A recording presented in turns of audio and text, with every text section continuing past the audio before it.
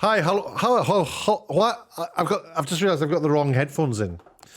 So how to build a computer? You've clicked on a video to telling you I'm going to show you how to do that. And I am going to do that because I've just done it. I've just built a computer, and put my wired ones in, and I thought, why not make a little video explaining how one goes about building a computer? Now, in order to do it, you need to buy all the bits that make up a computer. And I thought, well, you know, a lot of people out there are very savvy about stuff like that, way more savvy than I am.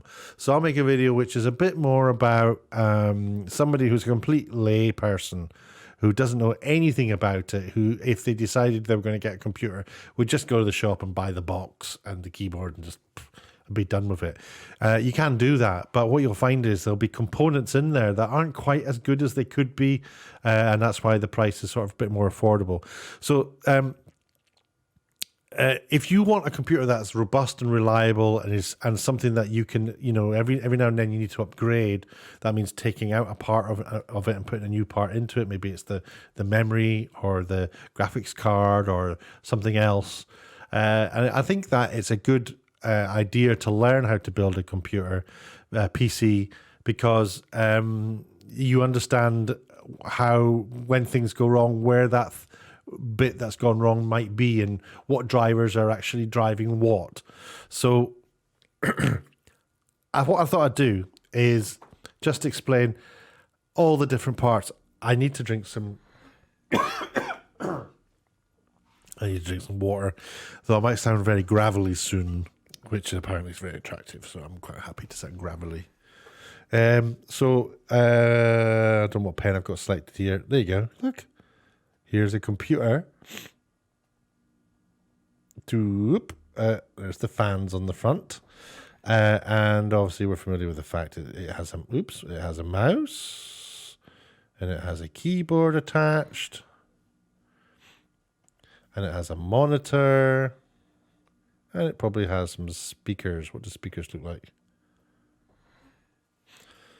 Is that it? That's pretty much it, isn't it? There'll be a wire going off to the internet. But I'm going to do Wi-Fi for the internet. But whenever you build a computer, you will need, when it comes to installing the software, because bear in mind, a computer is built up of hardware, which is all this stuff, and software, which is what runs inside the electronics of all this stuff. See how simple I'm keeping this? So there's hardware and software. Hardware can break and get damaged and therefore needs to be replaced. Software can be upgraded and can become corrupted and can cause you all sorts of different problems. So it's good to know the difference between software and hardware. Some people don't. So I know this, if this is a bit too simple and patronizing, then, you know, this isn't the video for you. But I'm going to, it does get a bit more complex because I'm actually going to put all this stuff together in a real life. Let's get rid of that. Boof. So, what components go to make up a computer? Well, you got the let's look at you got the box that I've just drawn. I'm going to draw it again because I can do a slightly smaller one here. Right, you got the box, or the case, as they call it. You've got the motherboard, which just looks like a little electronics board. Lots of slots and stuff on it. And then you've got the and then you've got, what else you got? You got the processor. The processor is just a very small thing. It is just a very small plate. It used to have pins in it, I think, but the pins are in the motherboard now. And that's called the processor, or PC. I don't know how to spell processor. That's a C, I think. And next up, you've got the RAM. The RAM looks like this. It's a little card. It might have a little bump there. And it's just a little card like that. And you probably need 4 of them. I'll tell you what, I'll just put times 4. And this is the RAM.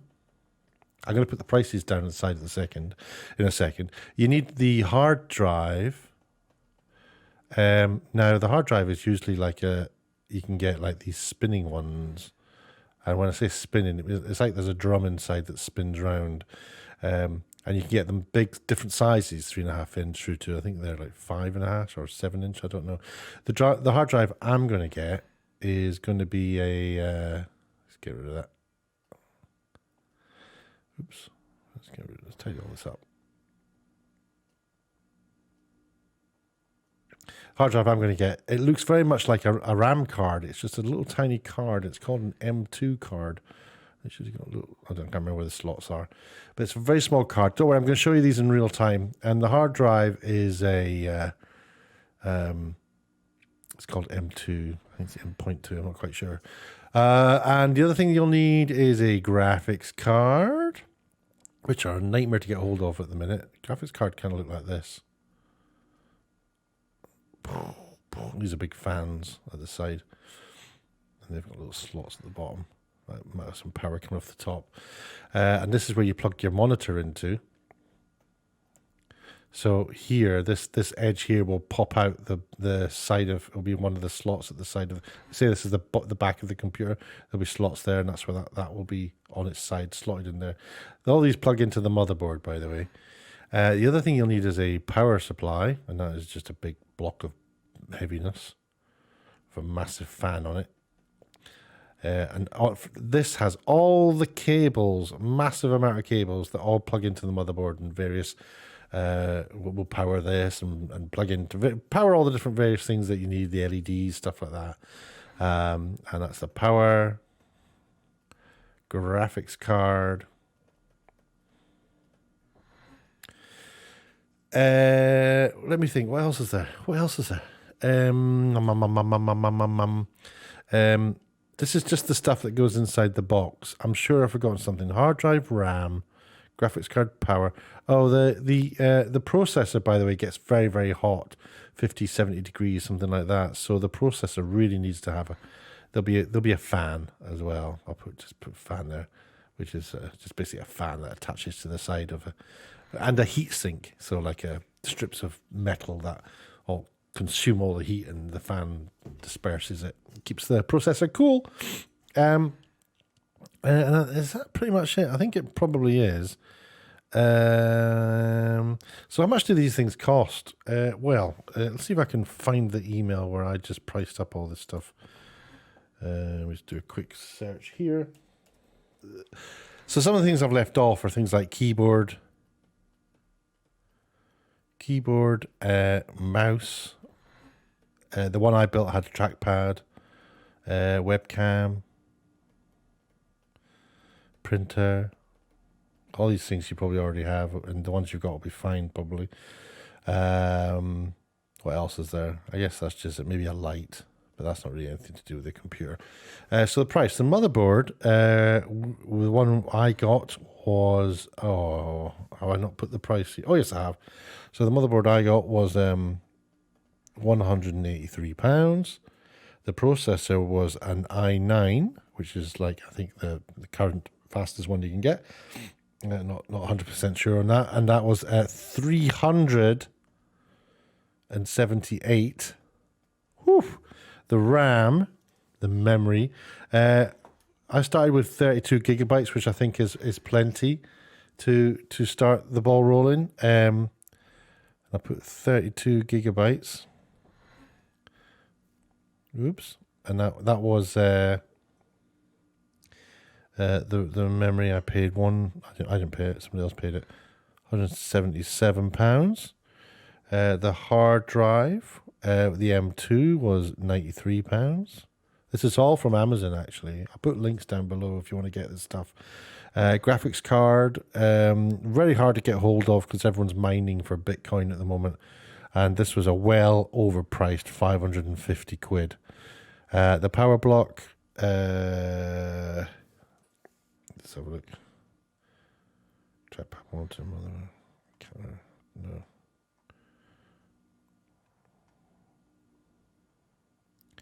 Oh, 60 quid.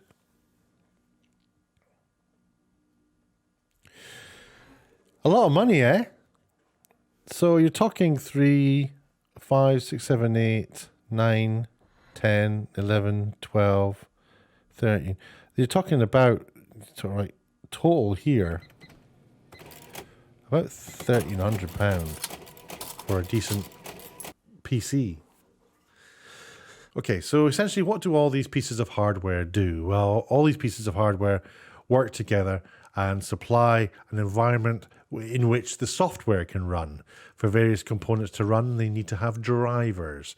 So the motherboard is the part, it's like the circuit board, if you like, that is put into the bottom of the case in which everything is plugged.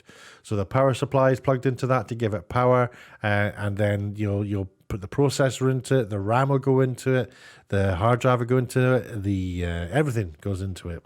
So the next stage is the processor. So the processor does all the processes, so all the thinking. Think of it as the brain of the computer. It's a really important element, and the faster you can get it, the higher spec you can get of processor, the faster it'll be able to do stuff. Just bear in mind that as companies like Google make their browsers more complicated, the demands are made higher of the processors, because their assumption is that the average person has a quite high spec processor anyway. If you're into playing computer games, in order for all those graphics to render at such a high spec and with such a high refresh rate, you need a good processor. You also need a good graphics card for that. You just need, in order for your computer to function without any qualms whatsoever, processing power is pretty much everything. Processing power and graphics power. The next up is the RAM, which is the random access memory, I think RAM stands for. And this is a place where information is dumped so you can use it. And then it's kind of like undumped. So every time you open, so if you close an application, it's taken out the RAM. You open a new application, it's put into the RAM. So when you open stuff up, it's all using your RAM. When you're playing computer games, it's using your RAM. And if the amount of memory, that's what it is, which is a temporary space where the environment runs in a game, for example, if the demands of the game are huge, then your RAM might not be substantial enough, and the game will start juddering. And that's when you go into the game messing around with the settings. Quite often you can have full settings on every game as long as you've got a high enough RAM, as long as you've got a fast enough processor.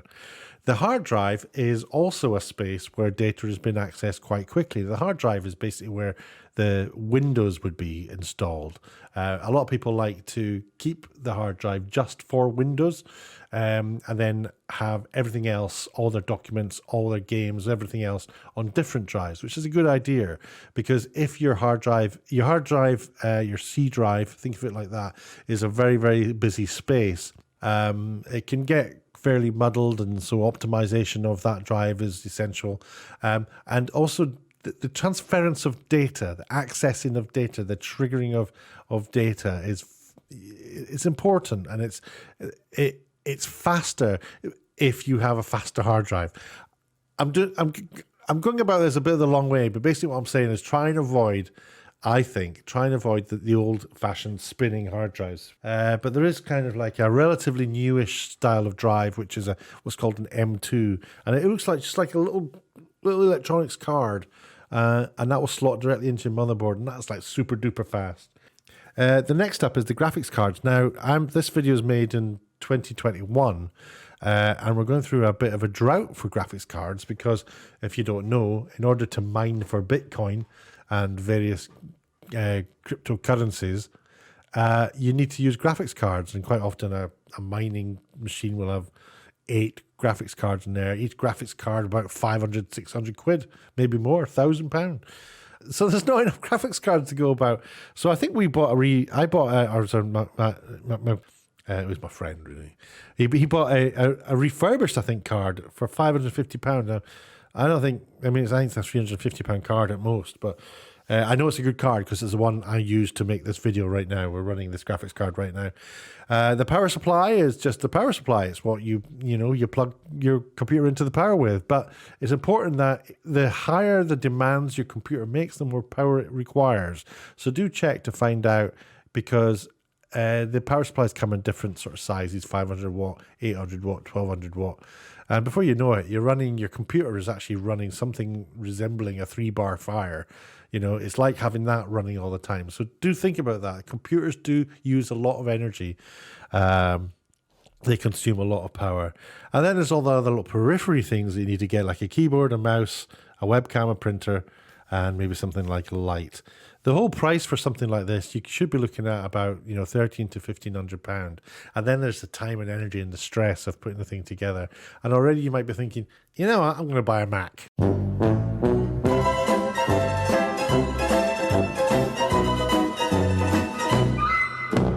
Go buy a Mac. Do it. If you are getting a Mac, my advice would be use it for a couple of years and then sell it and keep it pristine. I know people are joking on TikTok and things like that about don't keep the boxes. Absolutely keep the boxes, because your Mac products will sell better if you present it as if it's brand new with the box. In fact, I don't even quite often take the cables out. I just use old ones that I've got lying around, so that when I do resell it, it just looks almost brand new. So don't keep your Macs too long, because when they crumble, they keep their value quite well, put it that way. So essentially, you could buy something like a £1,300 MacBook, Apple MacBook, are they called MacBooks? You could buy like a £1,300 MacBook and then keep it for 2 years and still sell it for maybe £800-900.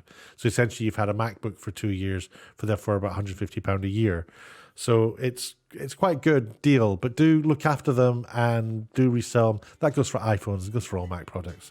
Okay, that's pretty much explaining what all the different parts are. Everything plugs into the motherboard. I'm going to be showing you that in the next video. Yeah, if you've got any questions, down in the comment section below. I know that I'm coming across quite amateurish and I don't really know what I'm talking about, and I know there'll be professional PC builders out there who think I'm an absolute joke. I'm cool with that. I understand. I am what I am. I'm having fun and I'm sharing what I know. If I'm getting any information wrong, I do appreciate it if you correct me. But yeah, let's get on and build the thing in the other video.